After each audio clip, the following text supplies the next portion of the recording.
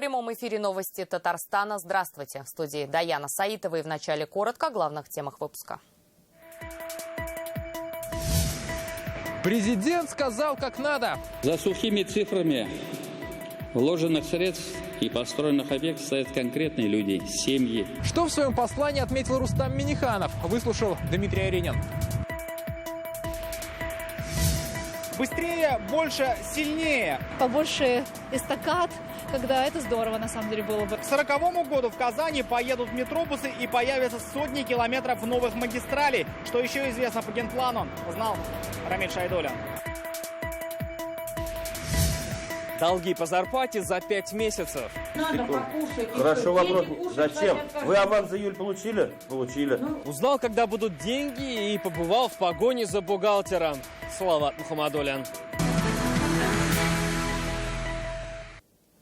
Масштабные задачи, которые мы ставим, требуют действенных решений. Нужно идти вперед и не бояться трудностей. Рустам Минниханов сегодня озвучил ежегодное послание Государственному Совету Республики. В Большом концертном зале его слушали 700 человек. Это депутаты, министры, главы районов и общественники. Какие акценты расставил президент и кого сегодня он поднимал с места? Все детали мы узнаем у Дмитрия Аринина.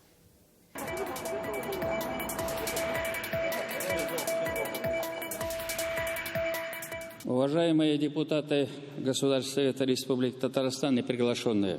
Свое послание Рустам Минниханов начал с жизнеутверждающего. Татарстан продолжает устойчиво развиваться. Позитивные тенденции в экономике и социалке. Это стало возможным благодаря экономическому потенциалу республики и созидательному труду ее жителей. Президент отметил рост гражданской активности и социальной вовлеченности. На этом фоне очень важна эффективность взаимодействия государства и общества. Представителям органов власти нужно помнить, что доверие граждан – это ключевой индикатор оценки их деятельности. В своем обращении президент охарактеризовал состояние дел в каждой сфере и поставил конкретные задачи. В следующем году республике предстоит отпраздновать 2 юбилея. Столетие ТСР по указу Владимира Путина отметят на федеральном уровне. Безусловно, отмечая вековой юбилей родной республики, мы четко осознаем, что в основе его достижений труд многих поколений татарстанцев. Хочу выразить слова глубокой признательности всем, кто внес неоценимый вклад в процветание родного края. Вторая знаковая дата – 75-летие победы в Великой Отечественной войне. Особое внимание в объявленной стране Год памяти и славы следует уделить ныне здравствующим ветеранам. Живая память потомков – лучший памятник подвигу наших отцов и дедов. В следующем году в стране пойдет перепись населения. Президент нацелил здесь важно объективно и точно отразить сложившиеся этнические реалии. Серьезная работа предстоит по сохранению и развитию языков народов республики. Серьезной задачей остается создание во взаимодействии с федеральным центром оптимальных условий для сохранения и поддержки родных языков, народов и государственных языков Республики Татарстан. Важным проектом стала инициатива Ментимира Шариповича Шаймиева по созданию сети полилингвальных образовательных комплексов. В приоритете межнациональный мир. И здесь президент поблагодарил Республиканский фонд Возрождения. Знаковым событием в год 440-летия обретения Казанской иконы Божьей Матери стало завершение строительства воссоздаваемого Казанского собора. Сегодня ведется его роспись. Уверен, в скором будущем храм станет местом притяжения паломников со всего мира, одной из жемчужин столицы нашей республики. В ближайшие годы республику ждет целая серия мировых соревнований. В 2022 году по плаванию, в 2025 по водным видам спорта. Проведение мундиаля уже стало брендом Татарстана. Опыта привнес и WorldSkills. Он еще долго будет служить развитию республики. Большой блок Рустам Минниханов посвятил человеческому капиталу. Важнейшим приоритетом работы органов власти является развитие человеческого капитала, повышение качества жизни населения. За сухими цифрами вложенных средств и построенных объектов стоят конкретные люди, семьи, чья жизнь изменилась в лучшую сторону. А это для нас самое главное.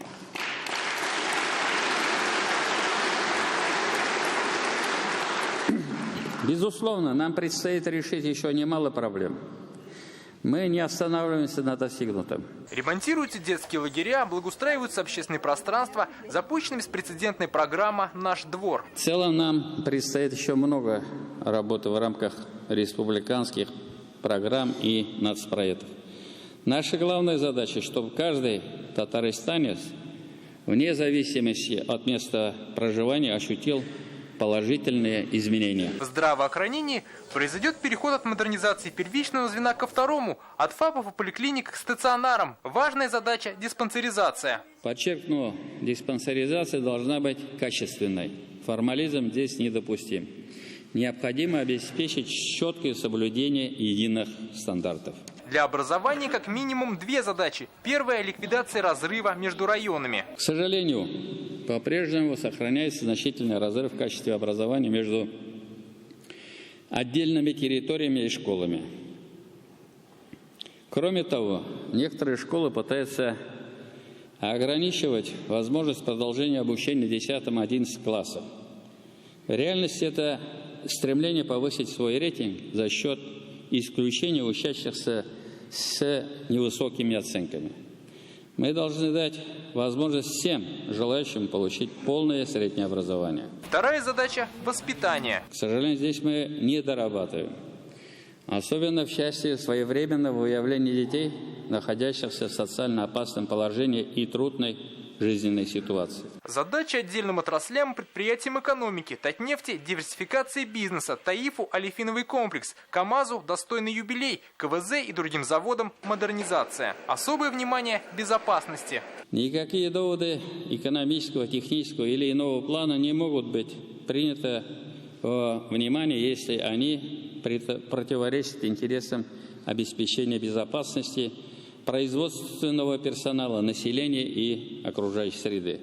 Кроме того, важной задачей президент обозначил экологическую безопасность. Все крупные проекты должны пройти экспертизу и в экологии. Что касается проекта по строительству завода по термической переработке твердых бытовых отходов, то он дополнительно пройдет международную экологическую экспертизу. Самозанятым и малому бизнесу большая помощь. Мы и дальше будем принимать меры по созданию благоприятного климата для ведения бизнеса и снижения давления контрольно-надзорных органов. В сельском хозяйстве нужно распространять опыт успешных хозяйств. Республика – российский лидер по производству молока, картофеля и еще целого ряда продуктов. Половина урожая за фермерами. Но здесь важно внедрять новинки цифровизации и чтобы эффективно работали во всех районах. А пока разница – небо и земля. Новое хозяйство Орсис, Агро-Нижекамский район, которое работает менее года, уже производит 44 тонн молока в сутки. Это больше, чем весь Мензелинский район, где поголовье 2,5 раза больше. Особенность этого послания, помимо руководителей, в большом концертном зале были самозанятые школьники, олимпиадники и победители WorldSkills. Это Айдар Минеев, Ислам Нигматуллин, Эмиль Мифтахов, Оскар Арсланов. Ребята сегодня в этом зале. Я попросил их встать. Давайте мы им поаплодируем. Вот они. Наша гордость.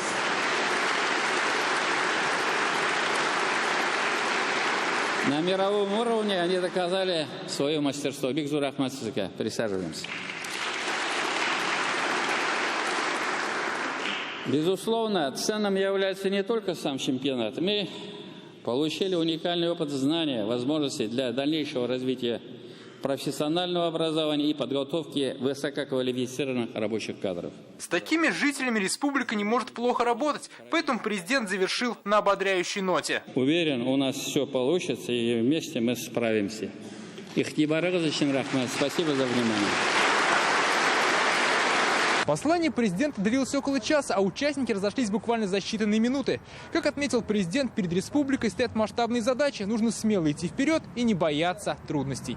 Дмитрий Айринин, Марат Зайдуллин, Данил Филатов, ТНВ, Казань.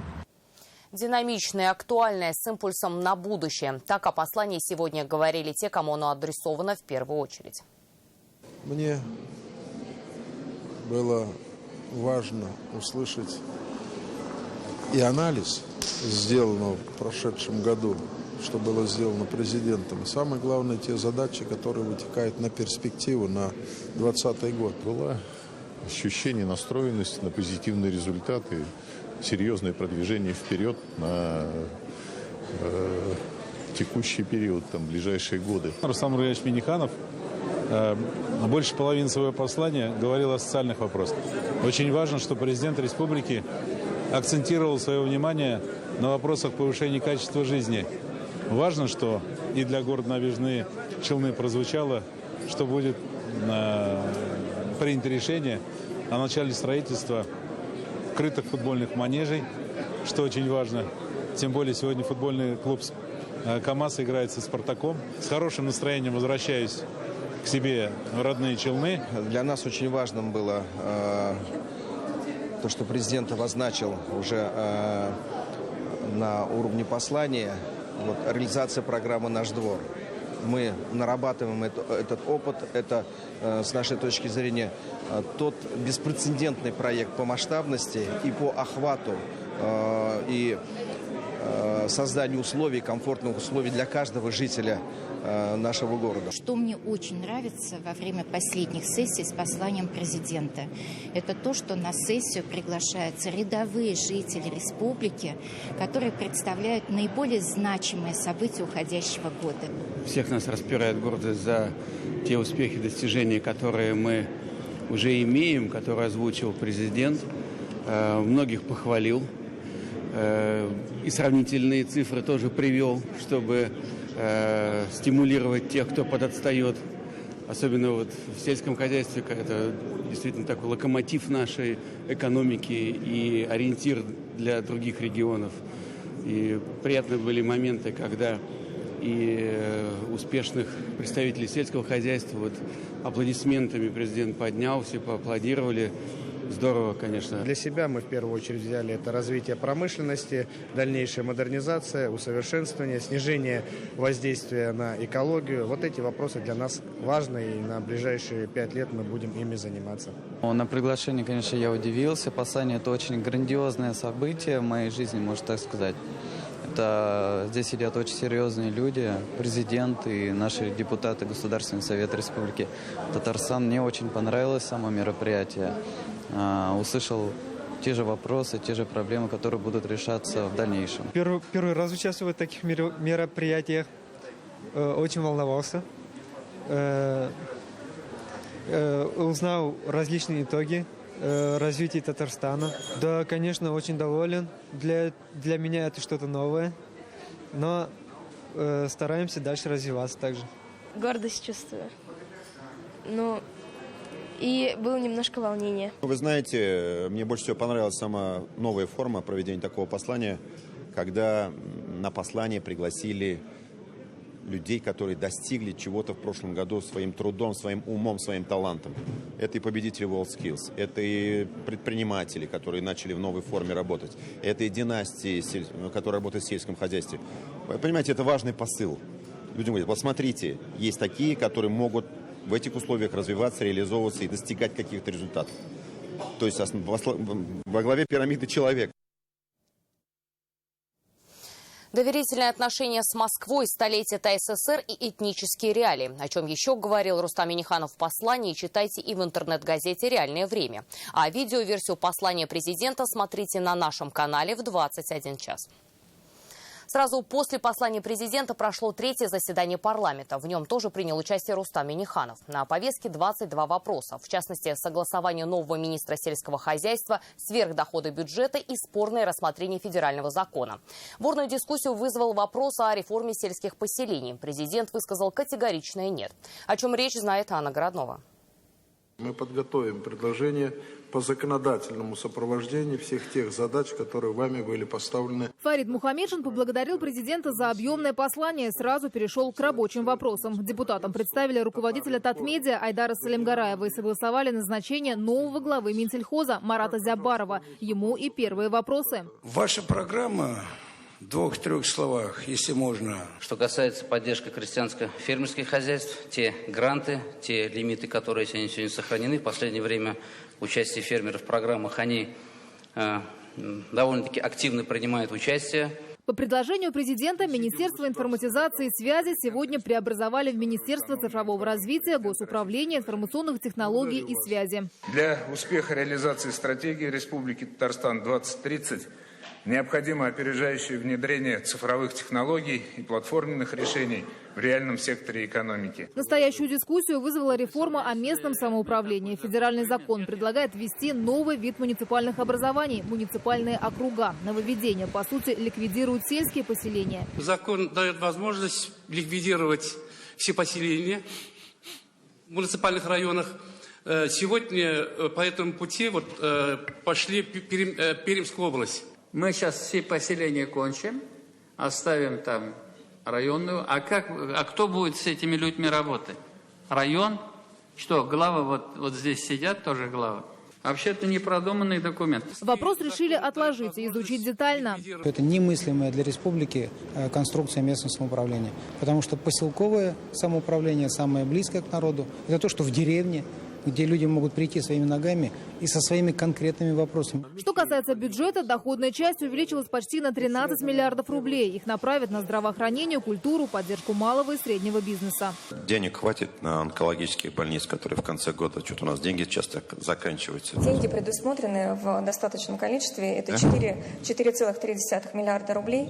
Причем по сравнению с прошлым годом практически в 2 раза увеличилось финансирование. И сегодня депутаты наделили муниципалитеты полномочиями госконтроля и надзора в сфере долевого строительства. Это требование федерального закона. Сегодняшнее заседание длилось больше 2,5 часов. Депутаты работали без перерыва и рассмотрели более 20 вопросов, в том числе учреждение новой государственной награды «Медаль к столетию ТССР». Татарстанцы после выхода на пенсию смогут воспользоваться льготами.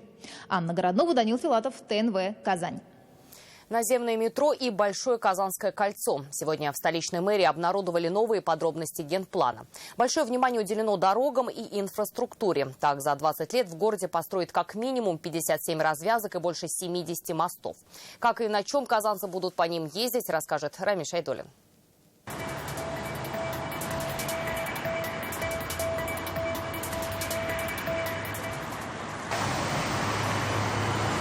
Трамваи, троллейбусы, метро и автобусы. Сейчас в Казани 4 вида общественного транспорта. Уже известно, их станет больше. Это видно в обновленном генплане Казани. Как в него вписываются движение и транспорт, сегодня рассказали в мэрии. По оценке данных специалистами научно-исследовательского института автомобильного транспорта города Москвы, существующая маршрутная сеть города Казани является социально ориентированной и одной из самых эффективных среди городов Российской Федерации. Однако в ней отсутствует ярко выраженный скоростной сегмент. На помощь метробусы и скоростные электрички. 2 новых вида транспорта предусмотрены генпланом. Они дополнят существующие способы передвижения казанцев. Чтобы было поменьше светофоров, побольше эстакад, когда это здорово на самом деле было бы. Все хватает, нормально. Прекрасный город. Причем по плану все имеющиеся в городе рельсы тоже останутся на своем прежнем месте. Трамвайные для трамваев, железнодорожные для внутреннего городского кольца.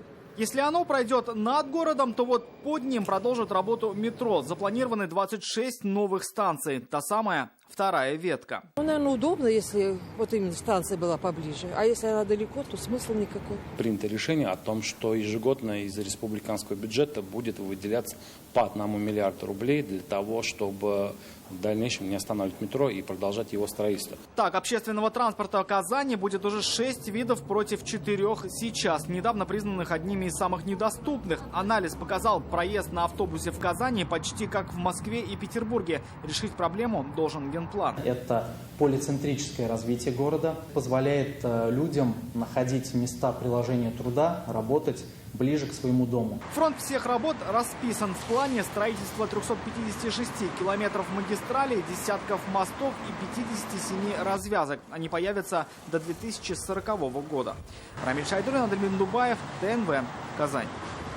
5 месяцев без зарплаты. В таком положении оказались сотрудники хозяйства «Камское» в Камско-Устинском районе.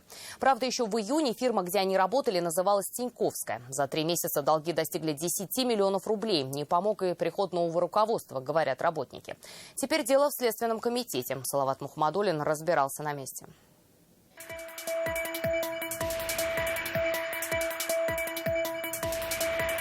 На работу не входим, вы нас рассчитываете. Так лопается терпение. Это комбайнеры, механизаторы, доярки, сотрудники агрофирмы «Камская». По их словам, они не получают зарплату уже 5 месяцев. Сейчас уже сентябрь заканчивается. Нам август отдайте, чтобы мы могли работать.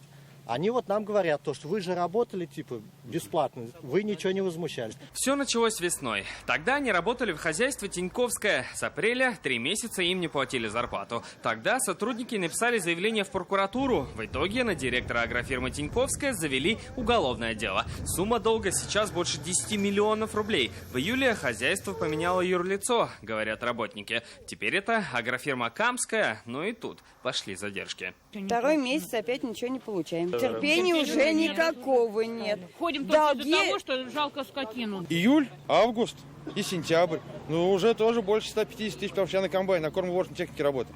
Сегодня около 40 человек написали заявление о том, что отказываются работать, пока не выдадут зарплату. К новому директору мы пошли вместе. Дайте мне 2 месяца. Хорошо, дадим вопрос. Давайте, куда мне подойти? Просим выплатить заработную плату. Разговор с подчиненными спокойным не получился. Вы же сами крадете солярку. Чуть позже стало ясно, что часть работников получили зарплату за июль. Часть, по совпадению, должны были получить именно сегодня. Тратим на запчасти и ГСМ. У нас идут большие расходы, вся техника просто убитая, очень много вложений требует. Август на следующей неделе полностью рассчитаем. Август рассчитаем включительно на следующей неделе. Июль сегодня рассчитываем. Ездит, кассир у меня ездит по всем подразделениям, рассчитывает. Так ли это? Мы отправились выяснять в одно из поселений, где как раз должны были выдать деньги за июль. Бухгалтер и водитель никому ничего не выдали и при виде камеры просто уехали. Бегат они. Так в поле они и пропали. Нам пришлось вернуться к директору. Мы приезжаем, машина стоит. Стоит. Никого нет, кроме одной машины, водителя и кассирши. Ладно, от меня сейчас что надо сделать? Скажите, мы раздаем сегодня зарплату. Вы не верите, что мы раздаем? Да, я не верю. Поедете, доедете, вопросов нет, конечно, раздаем. Уже тогда бухгалтер вернулся и при нас выдал зарплату. Вот мой оклад. Сейчас рады хоть? Конечно. Как не рада? Вопрос с долгами агрофирмы Тиньковская все еще открыт. Зависла зарплата за апрель, май и июнь. Ими занимается Следственный комитет и прокуратура. Расследование данного уголовного дела находится полностью под контролем прокуратуры района. То есть решается вопрос всеми возможными способами. Часть вот этой суммы, которая вот 10 миллионов 336 тысяч, они зашли туда. То есть они на исполнение у приставов. Так куда же ушли деньги? Мы будем следить за ходом следствия и остаемся на связи с аграриями. Салават Ухмадуллин, Ренат Сафин, ТНВ, Камско-Устинский район. Напоминаю, в нашей редакции есть WhatsApp. Его номер 8 987 420 0101. Сообщения принимаем круглосуточно. Ваши новости, присланные фото и видео могут стать репортажами в наших выпусках. Они строят будущее. Лучшие технические специалисты Татарстана собрались сегодня в Казани. Из 258 заявок на второй этап республиканского конкурса «Инженер года» выбраны 108 участников. 2 дня образовательных сессий, мастер-классов с ведущими экспертами республики и защита проектов. 30 финалистов смогут пройти стажировку в российских и зарубежных инженерных вузах. Такой конкурс в Татарстане проходит впервые. Он учрежден по поручению Рустама Минниханова для развития рабочих профессий. Большое достижение для меня, ну и также для моего начальника, главного сварщика, потому что это наша длительная работа, она принесла не только результат, но и удовольствие. На сегодняшний день, в условиях, когда на наших и крупных, и средних, да и даже и на малых предприятиях используется сложное высокотехнологичное оборудование, наиболее востребованными для нашей промышленности, для экономики Татарстана становятся именно специалисты инженерных специальностей. Потребление электроэнергии в республике за год выросло, а вот долгов меньше не стало. Об этом сегодня сообщили на заседании Совета директоров Татэнергосбыта. Провел его Алексей Песошин. Сейчас долг потребителей порядка 335 миллионов рублей. Больше всех не платят подразделения УФСИНа, предприятия Минобороны, водоканалы в ряде районов. Сейчас энергетики разрабатывают мобильные приложения и личный кабинет для потребителей. А к 3 декабря завершится присоединение компании Татэнергосбыт и единого расчетного центра. Сегодня банк «Аверс» отмечает свой 29-й день рождения. Он один из старейших банков республики. За прошедшие годы не только приобрел большой опыт работы с клиентами, но и достиг высоких позиций в регионе. Банк «Аверс» стабильно входит в число самых прибыльных банков Татарстана. На 1 сентября 2019 года активы банка составили практически 112 миллиардов рублей. Прибыль достигла 1,5 миллиарда рублей. В августе 2019 года надежность банка «Аверс» была подтверждена международным агентством Fitch на уровне BB со стабильным прогнозом. В марте этого года банк «Аверс» вошел в ежегодный рейтинг самых надежных российских банков по версии журнала Forbes, оценившего 100 крупнейших банков страны по степени надежности. Банк «Аверс» занял первое место среди банков Татарстана. К своему дню рождения банк «Аверс» запустил кэшбэк-сервис. Теперь держатели карт банка «Аверс» смогут вернуть до 30% от суммы покупок в интернет-магазинах. Кэшбэк можно вывести обратно на свою банковскую карту или на текущий счет, открытый в банке «Аверс». Кроме того, держатели карт банка «Аверс» могут получить моментальную скидку 5% на покупку любого топлива на АЗС «ТФНК», «Татнефтепродукт» и «Автодорстрой» до декабря 2019 года. Скидки распространяются на все карты банка «Аверс».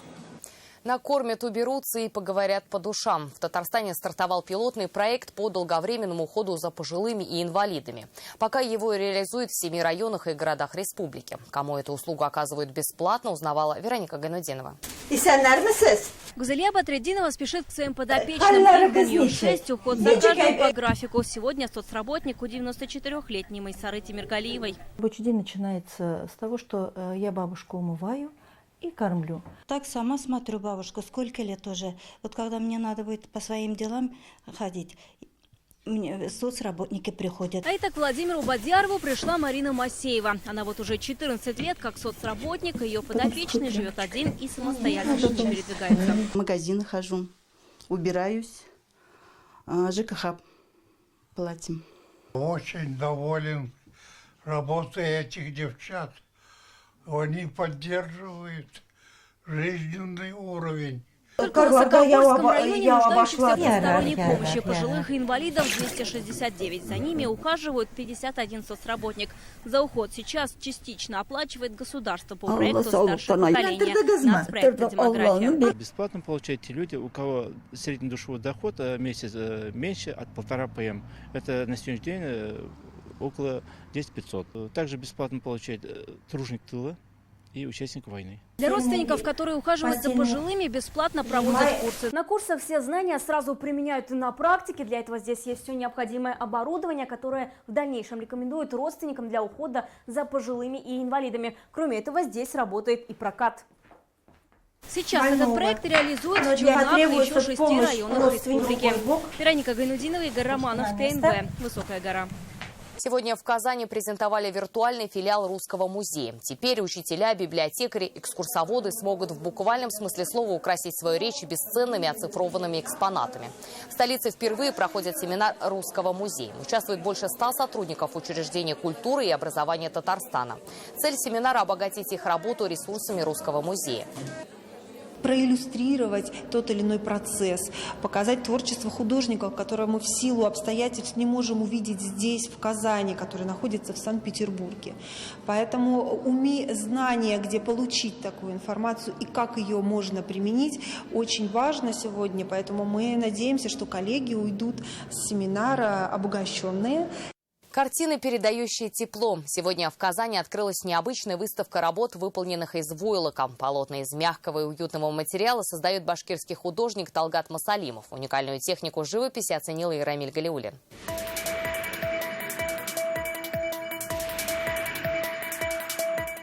Свои мысли выражаю вот в этих работах, образ создаю. Например, это вот называется «Утро». Эти работы Талгат Масалимов создает в технике шерстяной акварели. В его коллекции уже 150 картин, сотканных из войлока. Самая дорогая тема автора – родной шатман-тамак. Произведения наполнены ностальгией и тоской по башкирским местам. Мы на этих войлоках почти росли. Это же войлок, теплый материал, очень полезный, в таком медицинском значении даже. Сюжеты самые обычные, вот то, что нас окружает. Талгат Масалимов – художник разноплановый. Живопись, рисунок и вот новая техника. Персональная выставка так и называется «Истоки. Искусство войлока».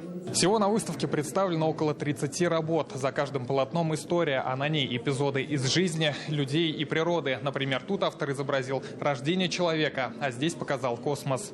В ход идут все цвета радуги. Палитра этих теплых красок не уступает палитре художественной. Смешивая волокна между собой, можно получить любой цвет, говорит художник. Сочетание шерстяных прядей на холсте больше похоже на маски и кисти. Выставка потрясающая. Она вся очень наглядная. И выделить какую-либо работу сложно. Дух такой национальный. Гармония, сочетание цветов. и большое мастерство. Увидеть шерстяные шедевры можно до конца октября. Рамиль Галиуллин, Марат Зайдуллин, ТНВ, Казань. Красно-белые в Автограде. На Челнинском стадионе в эти минуты за Кубок России в 1/16 финала борются футбольные команды КамАЗа и Спартака. Последний раз они встречались больше 20 лет назад. Всего в высшей лиге насчитывается 12 таких встреч. 10 из них закончились триумфом московской команды. Спартаковских любимцев сегодня приехали поддержать более 1000 фанатов из разных уголков страны. Среди них есть и татарстанские, из Альметьевска и Бугульмы. Фан-зоны рассчитаны на 10 000 человек. Билеты разлетелись за несколько часов до матча. Настроение боевое. Сегодня будет серьезный матч. КамАЗ, конечно, уважаемый соперник, но я думаю, Спартака вообще вариантов побеждать только побеждать. Мы приехали, чтобы победить! Чтобы победить! Чтобы победить! Все шансы есть. Шансы есть, будем болеть за КамАЗ. Как по-вашему, какой счет будет? 3-0 Спартак. Конечно, Спартак чемпион. КамАЗ всю жизнь там. Так что вот так. Ну а как сегодня не прийти, не поболеть? Надеемся. Еще больше новостей в наших соцсетях ВКонтакте и Инстаграм. Вечерний эфир продолжит программа «Вызов 112», а сейчас прогноз погоды. Всего доброго.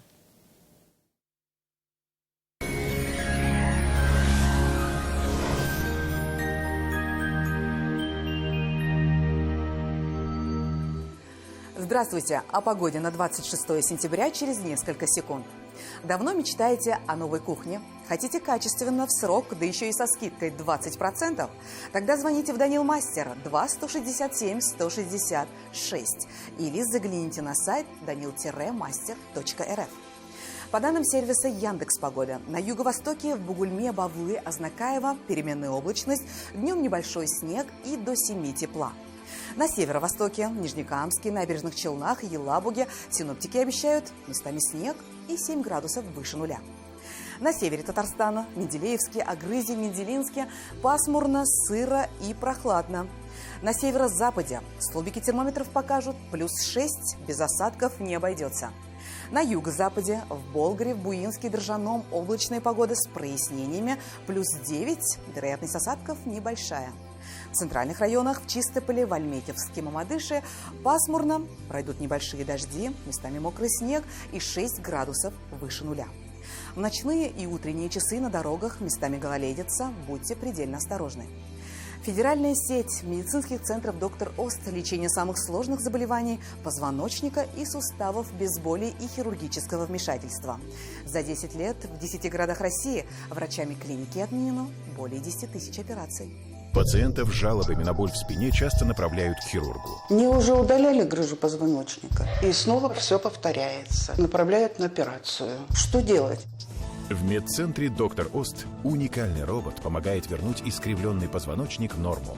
Грыжа начинает самостоятельно втягиваться на место, освобождая пережатые нерв и сосуды. Боль уходит, возвращается легкость движений.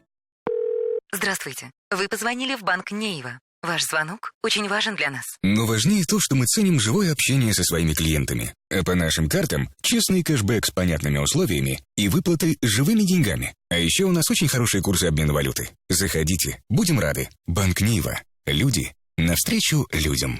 Спонсор прогноза погоды – Банк Нейва. Ценят живое общение.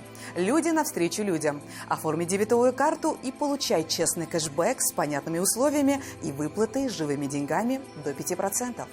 О погоде в столице. В Казани переменная облачность, днем небольшой дождь. Температура воздуха 7-9 градусов. Ветер западный до 5 метров в секунду. Атмосферное давление 756 миллиметров ртутного столба. Влажность воздуха 68%. Магнитное поле Земли спокойное. О погоде все. В студии была Лейла Латыпова. Увидимся на ТНВ.